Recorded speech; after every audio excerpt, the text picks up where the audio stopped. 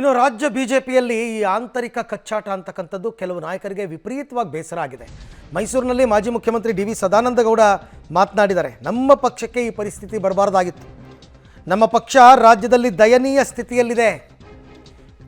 High command ಮಧ್ಯಪ್ರವೇಶ ಮಾಡಬೇಕು, ಸಾಕು ಇನ್ನು ಈ ಮೌನ ಅಂತ ಹೇಳ್ತಾರೆ. ನಮ್ಮ ಜಗಳ ಕಾಂಗ್ರೆಸ್ಗೆ ಪ್ಲಸ್ ಪಾಯಿಂಟ್ ಆಗ್ತಾ ಇದೆ. ಒಂದು ವಾರ ಕಾಯಿರಿ, ಎಲ್ಲ ಸರಿ ಹೋಗುತ್ತೆ ಅಂತ ಸದಾನಂದಗೌಡರು ಈ ಹೇಳಿಕೆಯನ್ನು ಕೊಟ್ಟಿದ್ದಾರೆ.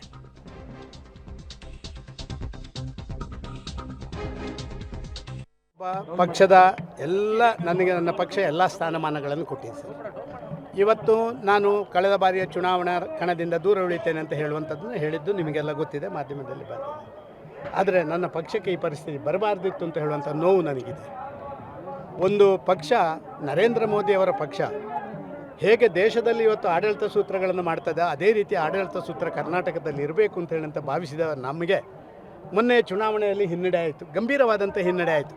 ನಮ್ಮ ಸ್ವಯಂಕೃತ ಅಪರಾಧದಿಂದ ನಾವು ಸೋತಿದ್ದೇವೆ. ನಾವು ಇನ್ನೊಬ್ಬರನ್ನು ಹೇಳೋದಿಲ್ಲ, ಅವ್ರದ್ದು ಏನೋ ಫ್ರೀ ಬೀಸ್ ಕೊಟ್ಟಿದ್ದಾರೆ, ಮತ್ತೊಂದು ಸರ್, ಫಸ್ಟ್ ನಾವು ಸರಿ ಇರಬೇಕು, ಮತ್ತೆ ಇನ್ನೊಬ್ಬನ ಬಗ್ಗೆ ಮಾತಾಡಬೇಕು. ಆದ ಕಾರಣ ನಾನು